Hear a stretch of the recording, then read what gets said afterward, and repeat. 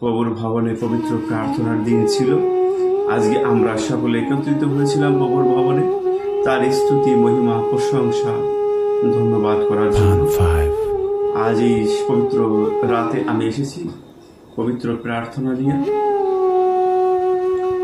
তা সর্বপ্রথমে পরমেশ্বরকে আমার অন্তরস্থল থেকে প্রেম প্রীতিপূর্ণ পবিত্র মিষ্টি ভালোবাসা আমি জানাই, কারণ সর্বশক্তিমান ঈশ্বর মহান, সে মহান প্রভু। তার গৌরব প্রশংসা মহিমা তোমার, সমাদর আরাধনা স্তুতি তোমার।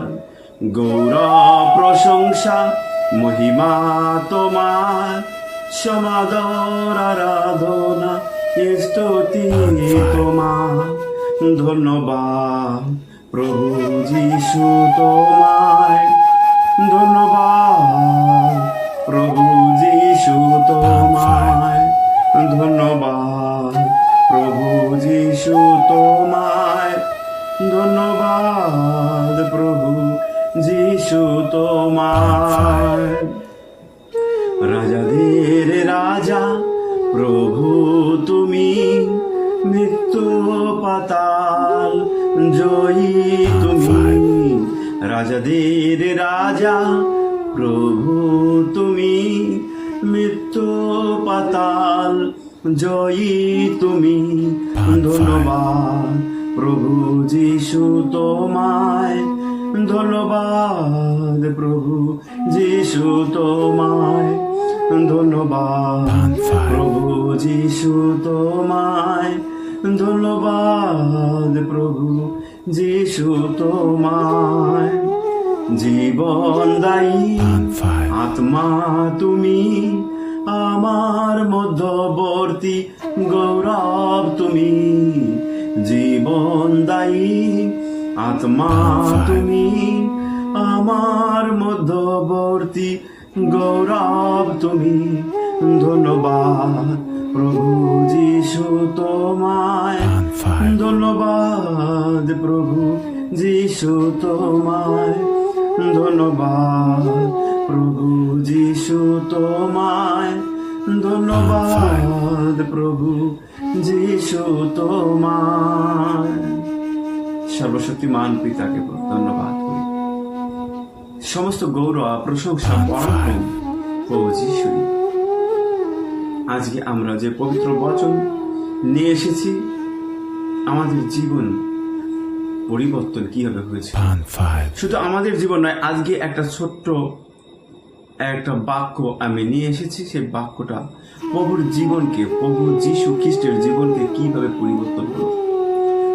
প্রভু যখন 3 বছর বয়স যে পরিধি, সেই সময়কাল অত্যন্ত বৃহৎ, হাজার হাজার বছরের সময়, আর 3 বছরের সময়কাল একই রকম।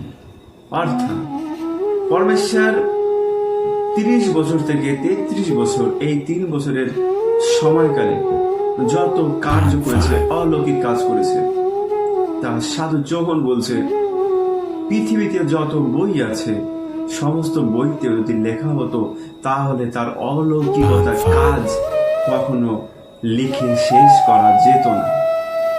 হালেলুয়া।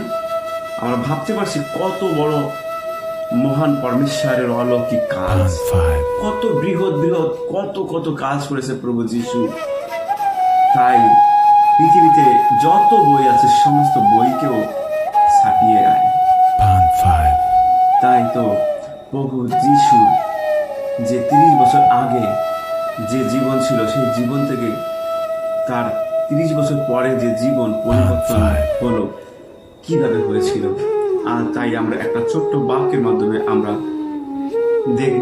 আমরা দেখব লোকলিখিত সুসমাচার 3 অধ্যায় 21 থেকে 22 বলছে, আর যখন সমস্ত লোক বাপ্তাইজ হয় তখন যিশুও বাপ্তাইজ হইয়া প্রার্থনা করিতেছেন।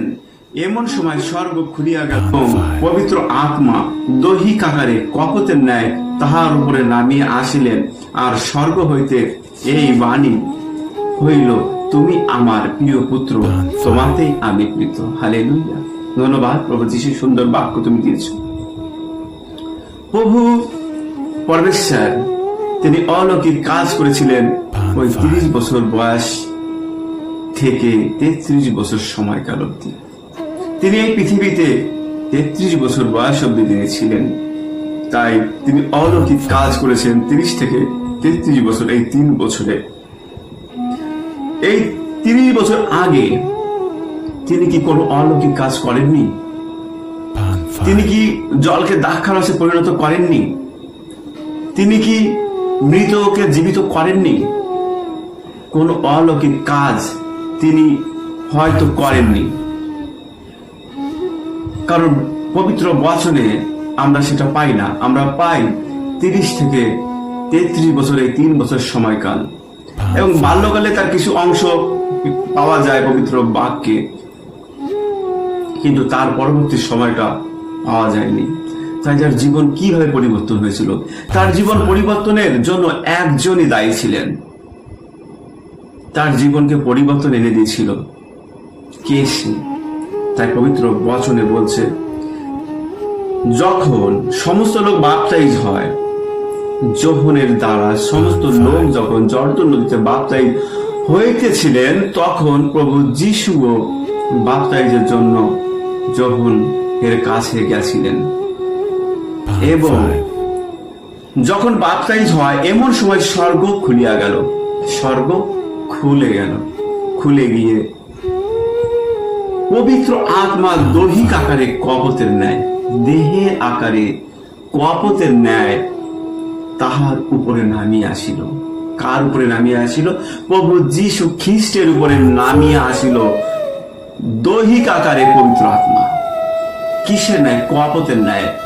অর্থাৎ পবিত্র আত্মা দেহের আকারে কবুতরের ন্যায় প্রভু যীশু খ্রিস্টের উপরে নেমে এসেছিলেন। তাই আমরা অনেক সময় ভুল করি। আমরা ভুল করি কি, ওই যে কবুতর, যে পায়রা, তাকে আমরা পবিত্র আত্মার চিহ্ন হিসেবে ব্যবহার করি। আমরা মনে মনে ভাবি যে পরমেশ্বর হয়তো ভীষণ খুশি হয়, কিন্তু না, এতে পরমেশ্বর ভীষণ কষ্ট পায়, ভীষণ দুঃখ পায়। কারণ পবিত্র আত্মা কখনোই কবুতর বা পায়রা হতে পারে না। বাক্যে সম্পূর্ণ স্পষ্টভাবে বলছে যে দৈহিক আকারে কপতের ন্যায়। কপত বলেনি, কপতের ন্যায়। কপত যেভাবে ল্যান্ড করে, সুন্দরভাবে ল্যান্ড করে, যেরকম সেই রকম ভাবে পবিত্র আত্মাও দেহের আকারে প্রভু যিশুর উপরে নেমে এসেছিলেন। তাই আমরা অনেক সময় ডিপিতে, ফেসবুকে, হোয়াটসঅ্যাপে, আমরা নানান কিছুতে আমরা সেই পায়রাকে পবিত্র আত্মার অনুরূপে ব্যবহার করি। কিন্তু না, ঈশ্বরের সন্তানেরা এটা কখনোই আমরা করব না। কারণ হচ্ছে পায়রা শুধু পায়রাই, কখনো পবিত্র আত্মা নয়। পবিত্র আত্মা সে পবিত্র আত্মা যে সর্বশক্তিমান ঈশ্বর, সে পবিত্র আত্মা। তাই প্রভু যিশুর উপর যখন পবিত্র আত্মা নেমে এসেছিলেন, তখন থেকে প্রভু যিশুর জীবনে অলৌকিক কাজ করা শুরু হয়েছিলেন। প্রভু যিশু তখন থেকে অলৌকিক কাজ করেছিলেন। তার অলৌকিক কাজ এত এত এত বেশি, এই 3 বছরের সময়কালে হাজার হাজার বছর সময়কালেও সে অলৌকিক কাজকে বলে বর্ণনা দিয়ে শেষ করা যাবে না। ভাবতে পারছেন, যোহন যখন বলছে পৃথিবীতে সমস্ত বইকেও ছাপিয়ে যাবে সে যত অলৌকিক কাজ করেছে, তাহলে আপনি ভাবতে পারছেন প্রভু যিশুর অলৌকিক কাজ কত কত কাজ। কিন্তু পবিত্র বাইবেলে, পবিত্র বাক্যে সমস্ত কাজের বর্ণনা দেওয়া হয়নি।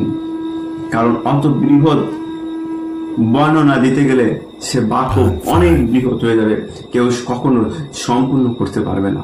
তাই পরমেশ্বর আমাদের জীবনে তার আশীর্বাদ, অনুগ্রহ, তার পবিত্র আত্মা দান করেছিলেন।